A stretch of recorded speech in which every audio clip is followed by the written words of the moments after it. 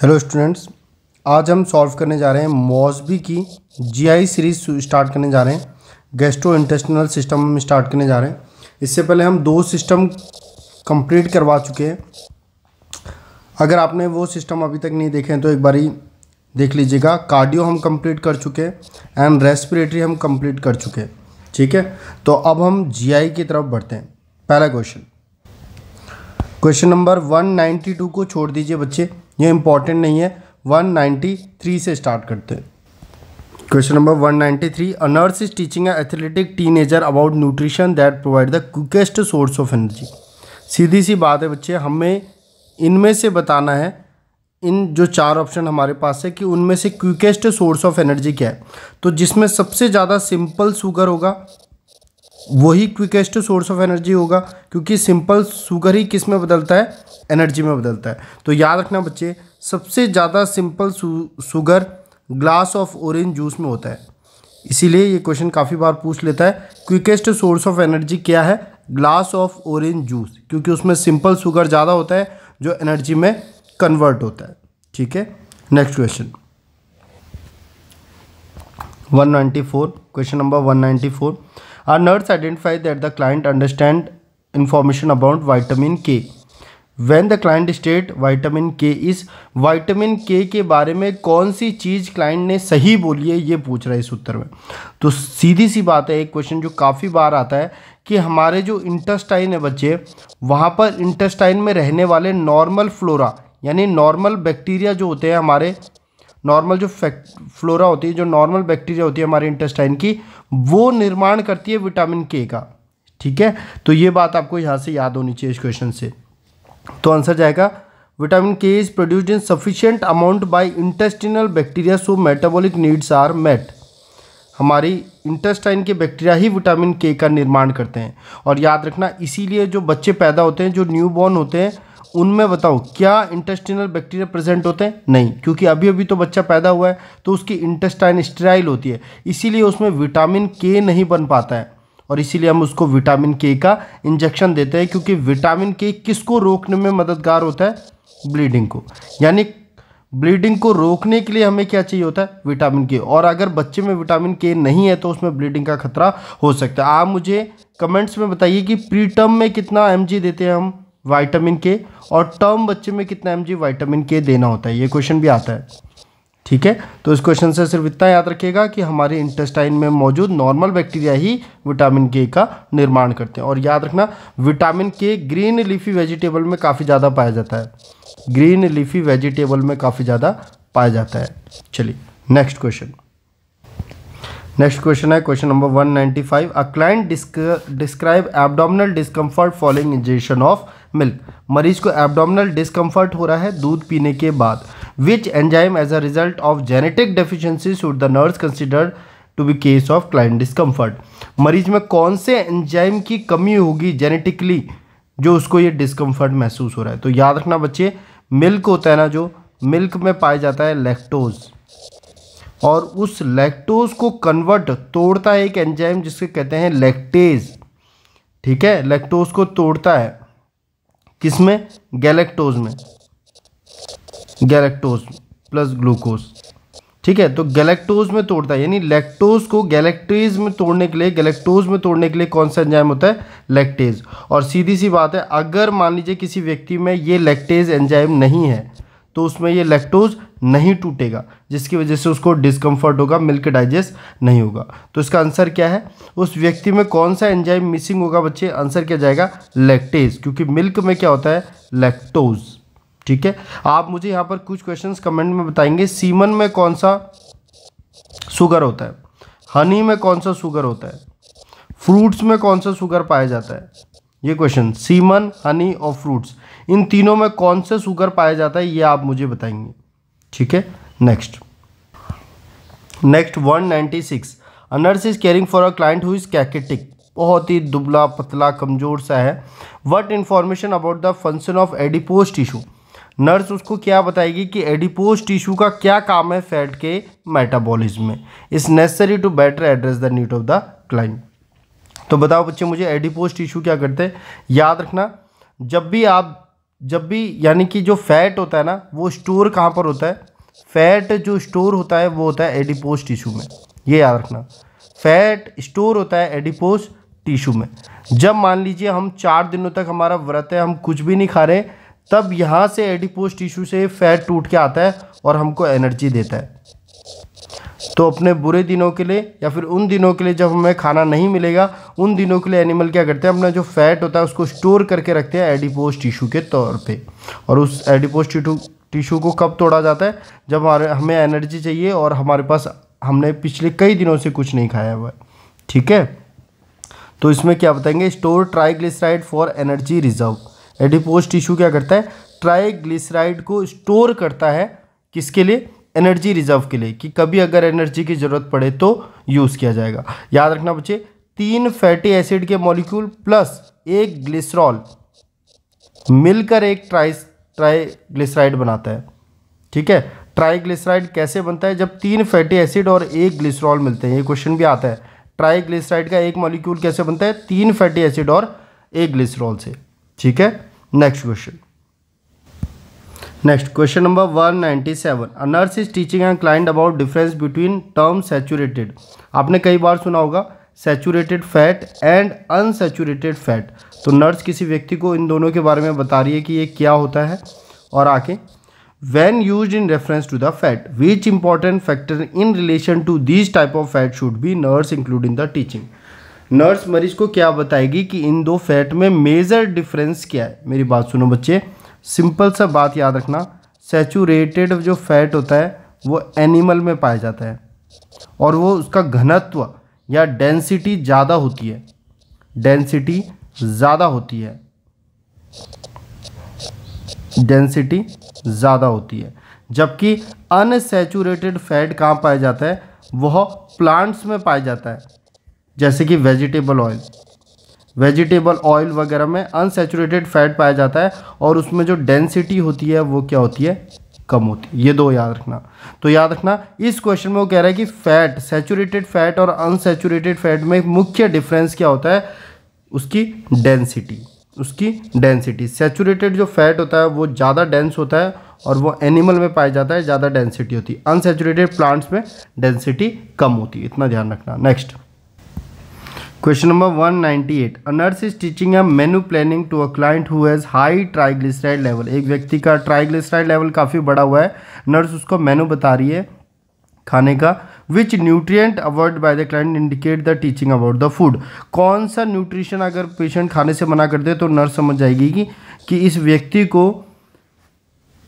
को high triglyceride के बारे में कौन कौन से खाना होता है, इसके बारे में संपूर्ण जानकारी है। मेरी बात याद रखना, ट्राइग्लिसराइड ज़्यादा, इनमें से सबसे ज़्यादा ट्राइग्लिसराइड किस में होगा बच्चे, रेड मीट में। क्यों, क्योंकि ये एनिमल मीट है और मैंने अभी आपको बताया कि एनिमल मीट में सबसे ज़्यादा क्या पाया जाता है, सैचुरेटेड फैट। और इस सैचुरेटेड फैट की बात ये होती है कि ये काफ़ी डेंस होता है, इसकी डेंसिटी भी ज़्यादा होती है। तो याद रखना, इसीलिए अगर व्यक्ति रेड मीट खाने से मना कर दे तो समझ जाना कि उस व्यक्ति को जानकारी है कि इसमें सैचुरेटेड फैट काफ़ी मात्रा में होता है, जो काफ़ी डेंसिटी जिसकी काफ़ी ज़्यादा है। ठीक है, 198 याद रखेंगे, रेड मीट खाने से मना करेगा वो, क्योंकि उसका ट्राइग्लिसराइड लेवल क्या है, ज़्यादा है और 3 फैटी एसिड और एक ग्लिसरॉल को मिलके एक ट्राइग्लिसराइड का मॉलिक्यूल बनता है। Next question number 199। A client with high cholesterol level. एक व्यक्ति जिसका कोलेस्ट्रॉल लेवल काफ़ी बढ़ा हुआ है, नर्स से कहता है, why can't the doctor just give me a medication to eliminate all the cholesterol in my body. क्यों नहीं डॉक्टर मुझे कोई ऐसी दवाई दे देता है जो मेरी बॉडी की सारी कोलेस्ट्रॉल को ख़त्म कर दें। Which factor relate why cholesterol is important in human body should the nurse include in response to the client question. नर्स उसे क्या बताएगी कि क्यों कोलेस्ट्रॉल जरूरी भी है ह्यूमन बॉडी में। पेशेंट कह रहा है कि नर्स, क्यों डॉक्टर मुझे कोई ऐसी दवाई नहीं देता है कि मेरा सारा कोलेस्ट्रॉल खत्म हो जाए।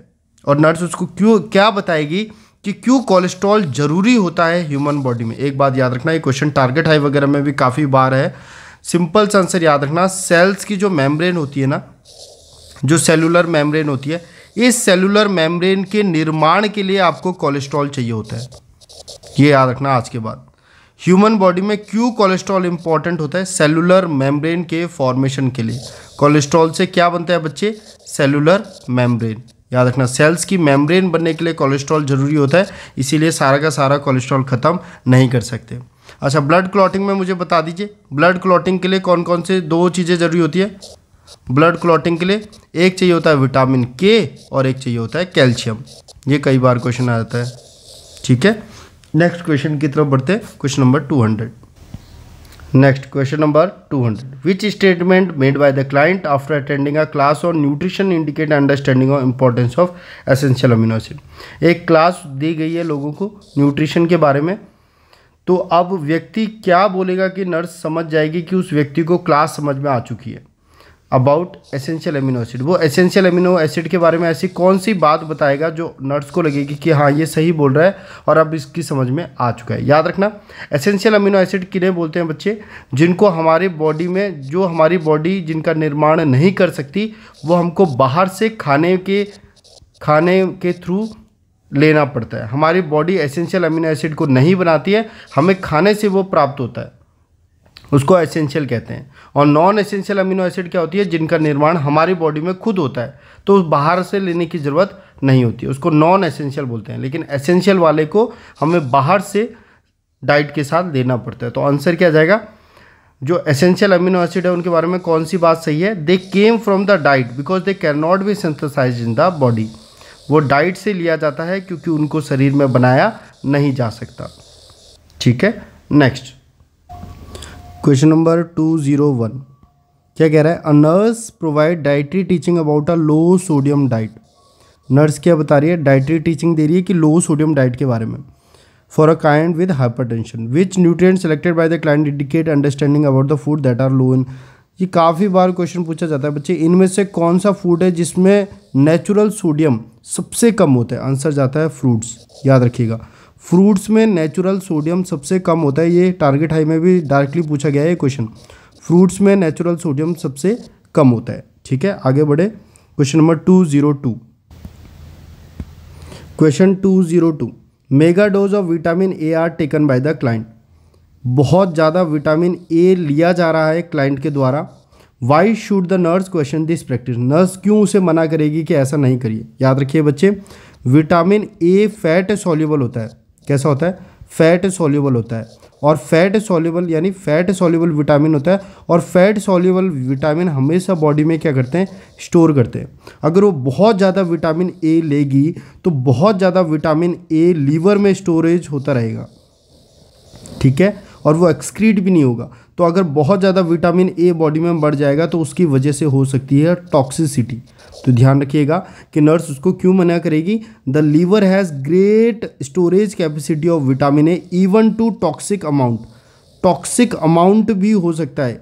ठीक है, तो आंसर जाएगा ऑप्शन नंबर 2 कि विटामिन ए बहुत ज़्यादा स्टोर हो जाएगा लीवर में और उसके बाद उसकी हो सकती है टॉक्सिसिटी। चलिए आगे बढ़ते हैं। 203 question number 203, a nurse is teaching about excellent source of vitamin A. Vitamin A का सबसे अच्छा सोर्स कौन सा है फॉर अ क्लाइंट जिसमें विटामिन कम है? Which food should the nurse include. कौन सा फूड है जिसमें विटामिन ए सबसे ज़्यादा होता है बच्चे? यहाँ पर carrot and green leafy vegetable. याद रखिएगा, कैरेट और ग्रीन लीफी वेजिटेबल में सबसे ज़्यादा विटामिन ए होता है। और याद रखना, एक क्वेश्चन आता है प्रीकर्सर, वो पूछेगा प्रीकर्सर ऑफ विटामिन ए कौन है? तो बच्चे विटामिन ए का प्रीकर्सर कौन होता है? कैरोटीन। विटामिन ए का प्रीकर्सर कौन होता है? कैरोटीन। बीटा कैरोटीन बोलते हैं ना, gamma carotene, beta carotene, alpha carotene. तो कैरोटीन ही क्या है? प्रीकर्सर ऑफ विटामिन ए। और कैरेट्स और ग्रीन लीफी वेजिटेबल में सबसे ज़्यादा होता है। Next question number 204, a client is recently immigrated to United State have chronic vitamin A deficiency. एक व्यक्ति आया है जिसको क्रॉनिक विटामिन ए डेफिशिएंसी है। What information about vitamin A should the nurse consider assessing the client for clinical indicator of deficiency. Vitamin A की deficiency से क्या हो सकता है? तो याद रखिएगा बच्चे, मैं आपको सिंपल तौर पे बता देता हूँ। विटामिन ए किस लिए चाहिए होता है बच्चे? It is necessary for element of rhodopsin. Rhodopsin का एक इंपॉर्टेंट एलिमेंट होता है विटामिन ए, जो कंट्रोल करता है लाइट एंड डार्क इन्वायरमेंट में, which control response to light and dark environment. याद रखना, विटामिन ए ज़रूरी होता है किसके बनने के लिए? रोडोप्सिन। रोडोप्सिन का एक इम्पॉर्टेंट एलिमेंट होता है विटामिन ए। तो याद रखना, आपने याद सुना होगा बच्चे, रॉड्स एंड कोन्स। ये दो बातें आपने सुनी होंगी कि एक व्यक्ति में दो चीज़ें होती हैं, एक होता है रॉड्स और एक होता है कोन्स। क्वेश्चन काफ़ी बार आता है। रॉड्स में क्या होता है बच्चे? रोडोप्सिन पिगमेंट, ठीक है। अब बच्चे ये देखो, रॉड्स क्वेश्चन आता है किस चीज़ के लिए रिस्पॉन्सिबल होता है? याद रखना बच्चे, डिम लाइट में। डिम लाइट में देखने के लिए कौन जरूरी होता है? रॉड्स। ये क्वेश्चन आता है। और कोन्स, तो अगर आपसे कोन्स का पूछे तो दो क्वेश्चन, एक तो कलर विजन के लिए कौन जरूरी होता है? कलर विजन, काफ़ी बार पूछा जाता है। कलर विजन के लिए कौन जरूरी होता है? कोन्स। और सेकंड क्वेश्चन कि कोन्स किस में चाहिए होता है? High intensity light. High intensity light, high intensity light में कौन देखने में मदद करता है? कोन्स। ब्राइट लाइट में कौन मदद करेगा? कोन्स। तो कोन्स करेगा ब्राइट लाइट में, जबकि रॉड्स करेगा डिम लाइट में। ये क्वेश्चन आता है, rods dim light, cones bright light, ठीक है। और कलर विजन में कौन मदद करता है? कोन्स। तो ये जो रॉड्स है ना बच्चे, इसके निर्माण के लिए विटामिन ए क्या होता है? ज़रूरी होता है। तो यही है, विटामिन ए की डेफिशिएंसी हो रही है। नर्स क्या बताएगी कि ये एक नेसेसरी एलिमेंट है रोडोप्सिन के निर्माण के लिए, जो कि डिम और डार्क इन्वायरमेंट, जो कि डार्क इन्वायरमेंट यानी डिम लाइट में देखने में मदद करता है, ठीक है। आगे बढ़े, नेक्स्ट क्वेश्चन। नेक्स्ट बच्चे, a client is to have gastric gavage. Gastric gavage दे रहे हैं एक व्यक्ति को। In which position should the nurse place the client when the NG tube is being inserted. दो बातें याद रखना बच्चे, एक टर्म होता है गैस्ट्रिक गवाज, एक होता है लवाज। अगर किसी व्यक्ति को आप ट्यूब डालकर उसमें, मेरी बात ध्यान से सुनो, अगर आप नरिशमेंट वगैरह दे रहे हो, introduction of nourishment into the stomach bye means of a tube, tube के द्वारा आप बाहर से नरिशमेंट उसके पेट में डाल रहे हो, उसको कहते हैं गवाज, देना। गैस्ट्रिक गवाज यानी देना। और अगर किसी व्यक्ति को ट्यूब के रास्ते उससे आप निकाल रहे हो, यानी कि आप क्या कर रहे हो? आप स्टमक से कंटेंट को निकाल रहे हो, स्टमक का क्या कर रहे हो? इरिगेशन कर रहे हो। कई बार आप इरिगेशन करते हो, स्टमक वॉश करते हो, उसमें आप स्टमक का कंटेंट बाहर निकालते हो। लेना, बाहर लेना को क्या कहते हैं बच्चे? लवाज। गैस्ट्रिक लवाज कहते हैं बाहर निकालना, गैस्ट्रिक गवाज कहते हैं देने को। तो मरीज का गैस्ट्रिक गवाज किया जा रहा है, कौन सी पोजीशन देंगे? याद रखना, जब भी ट्यूब वगैरह डाली जाती है हमेशा मरीज को हाई फाउलर पोजीशन पे ऐसे बैठा देते हैं। तो आंसर क्या जाएगा? High Fowler. High Fowler position, NG tube के दौरान भी हाई फाउलर पोजीशन दी जाती है इंसर्ट करते समय, और गैस्ट्रिक गवाज के दौरान भी हाई फाउलर पोजीशन ही दी जाती है। नेक्स्ट क्वेश्चन, नेक्स्ट 206, इतना इंपॉर्टेंट नहीं है फिर भी देख लीजिए। A client with diagnosis of cancer of stomach. एक व्यक्ति को कैंसर ऑफ स्टमक है, वो व्यक्ति खाना नहीं खा रहा है, तो और जब खा भी रहा है तो बहुत स्मॉल अमाउंट में कर रहा है, तो नर्स को क्या करना चाहिए? जब भी ऐसी कोई कंडीशन आए, या फिर जीईआरडी का पेशेंट हो, बच्चे जीईआरडी के पेशेंट में भी यही करते हैं, हम उसको थोड़ा थोड़ा खाना देते हैं और बार बार देते हैं पूरे दिन में, थोड़ा थोड़ा खाना बार बार, यानी स्मॉल पोर्शन मोर फ्रिक्वेंटली। कभी भी कोई व्यक्ति जिसे कैंसर है या जो खाने को टॉलरेट नहीं कर पा रहा है, वो हम उसे क्या देंगे? थोड़ा थोड़ा खाना देंगे, लेकिन पूरे दिन में बार बार देंगे, ठीक है। Small portion more frequently. GRD में भी यही किया जाता है, क्वेश्चन आता है, याद रखिएगा। नेक्स्ट, ये क्वेश्चन 207 इंपॉर्टेंट है। A health care provider schedule for paracentesis. एक व्यक्ति को पैरासिंथेसिस कर रहे हैं, what should the nurse instruct the client to do before paracentesis. ये प्रोसीजर, पैरासिंथेसिस करने से पहले नर्स क्या इंस्ट्रक्ट करेगी? वेरी इंपॉर्टेंट क्वेश्चन, कई बार टारगेट हाई वगैरह में डायरेक्टली पूछा हुआ है। तो जब भी किसी व्यक्ति का पैरासिंथेसिस कर रहे हैं ना, उससे पहले व्यक्ति को बोलेंगे कि आपको क्या करना है? अपना ब्लैडर खाली कर देना है, पेशाब कर देना है। ऐसा ना हो कहीं पैरासिंथेसिस के दौरान आप गलती से पंचर कर जाएं ब्लैडर को, इसीलिए ब्लैडर भरा हुआ नहीं होना चाहिए, ब्लैडर को पहले खाली कर देते हैं पैरासिंथेसिस से पहले। कई बार पूछा हुआ है पैरासिंथेसिस से पहले नर्स क्या इंस्ट्रक्ट करेगी क्लाइंट को कि आप टॉयलेट कर लीजिए, आप ब्लैडर को खाली कर लीजिए, empty the bladder before the procedure. Important question है, ध्यान रखिएगा। नेक्स्ट क्वेश्चन, नेक्स्ट क्वेश्चन है question number 208। A health care provider order upper GI series and barium enema. एक व्यक्ति को बेरियम एनीमिया दिया जा रहा है। The client ask why do I have barium for this test. Barium enema में barium क्यों डाला जा रहा है? The nurse best response is, barium क्यों डाला जाता है बच्चे? याद सुनो, यहाँ देखो, जब भी बेरियम डाला जाता है किसी व्यक्ति में, वो व्यक्ति वो क्या करता है? बेरियम क्या करता है? लाइनिंग को, जो इंटेस्टिनल लाइनिंग है उसको कोट कर देता है पूरा, और जब एक्सरे उससे पास होती है ना बच्चे, जब एक्सरे उससे पास होती है तो वो एक्सरे को एब्जॉर्ब कर लेता है, जिसकी वजह से वो विजुअलाइज हो जाता है, दिखने लग जाता है। तो आप इजीली देख सकते हो कि कहाँ पर इंटेस्टाइन वगैरह में ऑब्स्ट्रक्शन है या नहीं। मैं आपको इमेज दिखाता हूँ, देखिए कैसे होता है बेरियम के थ्रू। ये देखिए यहाँ पर देखिए बेरियम डाला गया है, इसीलिए पूरा विजुअलाइज है। ठीक है, आप नीचे भी देख सकते हैं सारे के सारा इंटेस्टाइन में जहाँ जहाँ पर आप बेरियम डालेंगे वहाँ वहाँ पर आपको पूरा का पूरा एक्सरे जब आप करेंगे, क्योंकि वो एक्सरे को एब्जॉर्ब कर लेता है, इसकी वजह से पूरी तरीके से विजिबल होता है। ठीक है,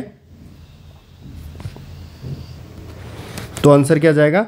it gives more contrast to soft tissue of the alimentary tract allowing absorption of X-ray. Barium डालने के बाद एक्सरे एब्जॉर्ब हो जाता है, जिसकी वजह से आपको क्लियरली जो सॉफ्ट टिश्यू या इंटेस्टाइन है वो दिख जाएगी, और उससे आप फिर डायग्नोसिस बना सकते हो कि कहाँ पर ऑब्स्ट्रक्शन है या नहीं। ठीक है, आगे बढ़ते हैं नेक्स्ट क्वेश्चन में। क्वेश्चन नंबर 209 क्या कह रहा है? अ client is scheduled for sigmoidoscopy. एक व्यक्ति का सिग्मोइडोस्कोपी होना है, यानी सिग्मोइड कॉलोन को क्या कर रहे हो आप, उसका विजुअलाइजेशन कर रहे हो। What instruction should the nurse provide the client in preparation of this diagnostic procedure. इस डायग्नोस्टिक प्रोसीजर को करने से पहले क्या बताएंगे? अब देखिए बच्चे, इस तरीके से सिग्मोइड कोलोन होता है। अब इस सिग्मोइड कोलोन में क्या होता है, खूब सारा आप देखोगे खूब सारा स्टूल यहाँ पर एक्यूमुलेटेड होता है, रिजर्वायर स्टूल। ठीक है, सिग्मोइड कोलोन। अब क्योंकि यहाँ पर स्टूल है तो हमें क्या करना है, पेशेंट को बोलना है कि जिस दिन आपकी सिग्मोइडोस्कोपी होनी है उससे पहले आपको उस दिन सुबह क्या ले लेना है, एनीमा ले लेना है, ताकि ये सारा का सारा स्टूल जो है क्या हो जाए, ये सारा का सारा स्टूल क्लियर हो जाए। और जब ये स्टूल यहाँ से क्लियर हो जाएगा बच्चे, तो हम क्लियरली देख पाएंगे सिग्मोइड कोलोन को। ठीक है, इसीलिए हम उस पेशेंट को जिसका सिग्मोइडोस्कोपी है उसको हम क्या कहेंगे, आपको एनीमा लेना है। जिस दिन सुबह टेस्ट है आपको, उस दिन आपको सुबह क्या लेना है, एनीमा। ठीक है, ताकि क्लियरली विजुअलाइज हो सके सिग्मोइड कोलोन। समझ में आया? चलिए next question. Question number 210। A health care provider order sigmoidoscopy for one client. एक व्यक्ति के लिए सिग्मोइडोस्कोपी बोला है और बेरियम एनीमा फॉर अनदर, और दूसरे व्यक्ति को बोला है कि इसको बेरियम एनीमा दीजिए। What is the nursing responsibility common to preparing for this client. इन दोनों में कौन सी चीज़ है जो नर्स दोनों को बताएगी, ऐसी चीज़ जो दोनों को बोलेगी। ठीक है, फॉर दिस प्रोसीजर। तो याद रखें बच्चे, एनपीओ रहना है या नहीं, कैस्टर ऑयल देना है या नहीं, एनीमा देना है या नहीं, ये दोनों ही पेशेंट में अलग अलग होगा। हो सकता है इसमें नीड हो, इसमें नीड नहीं हो। लेकिन एक चीज़ ध्यान रखिएगा बच्चे, दोनों को पहले पूरा का पूरा प्रोसीजर क्या करते हैं, हमेशा एक्सप्लेन करते हैं। इसको भी एक्सप्लेन करेंगे कि आपकी सिग्मोइडोस्कोपी होनी है तो उसमें क्या होता है, और इसको भी एक्सप्लेन करेंगे कि बेरियम एनीमा में आपको क्या होगा। ठीक है, तो ये सही आंसर होगा, हमेशा पेशेंट को एक्सप्लेन करो। ये कॉमन चीज़ होगी एक्सप्लेनिंग वाली दोनों में। Next question.